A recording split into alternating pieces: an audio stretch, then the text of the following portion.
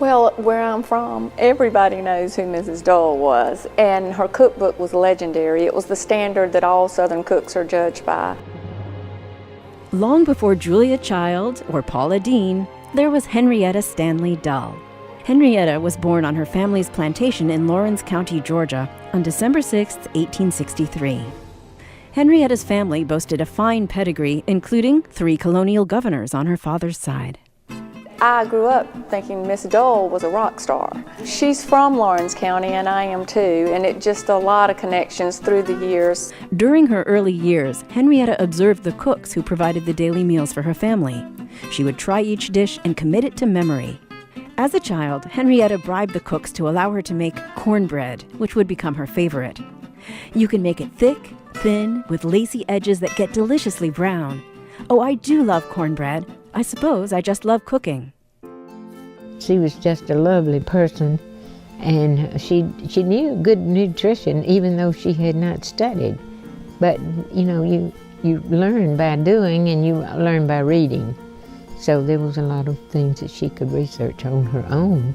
At the age of 23, Henrietta married Samuel Rice Dull of Virginia, and they started a family. After a decade of marriage, her husband began to suffer from mental illness, and Henrietta found herself supporting the family. She did the only thing she knew how to do: cook. Her great love was baking cakes. I guess she did some of that just to sell to make some money. Maybe that's the way she got started. Preparing cakes and sandwiches for the ladies of her church, Mrs. Dull soon began to sell a large variety of prepared foods out of her home. What started as a way of making ends meet eventually became a successful and very profitable venture.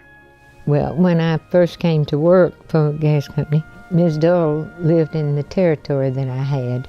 And of course she had been doing some of these things. A little background for her is that she worked for the gas company for a while, teaching, doing some cooking schools. The owners of Atlanta Gas Light Company invited Mrs. Dull to initiate a program of home service to promote the sale and proper use of gas stoves. She always compared a gas range to a husband by proclaiming you couldn't get the best out of either until you learned how to manage them. The Atlanta Gas Light Company was the first company to sponsor a cooking show. Really an interesting experience in that we had to learn a lot because we knew nothing about being on TV. We'd always had programs in the schools and in the communities. I think she, blazed a trail. I mean, she had a job way back when a lot of women, were not in the workforce. And so she opened up a lot of doors for women. During World War I, Mrs. Dull served as a hostess in the Soldiers' Recreation House on Peachtree Street. Affectionately known as Mother Dull, she was a cook for more than 50,000 boys. She was industrious, and she knew how she had to feed all those children. And she knew that she would have to make a living for them. And so she went to work. 2 of her sons enlisted in the Army, and Mrs. Dull believed it was her duty to comfort the young men stationed at Camp Gordon in hopes that someone would do the same for her boys. Her success at Atlanta Gas Light led to an offer from the Atlanta Journal to write and edit the home economics page. As with all her previous efforts, Mrs. Dull became an instant success. Her cooking expertise soon spread throughout the South and led to invitations to make cooking demonstrations and conduct cooking schools as far north as Delaware. She was actually called the home economic editor for the Atlanta Journal, and she saw that we needed to teach the girls, and it was girls back then, but to teach, how to make healthy meals. She was a forerunner for women having opportunities to get out into the public and make a living. I don't think that people will ever forget her because of what she meant really for women. Mrs. Dull's landmark work was simply titled Southern Cooking. The 400-page book, which has sold more than 250,000 copies, was designed to be a practical guide to preparing dishes. With over 1,300 recipes, the book emphasized the need to make cooking simple.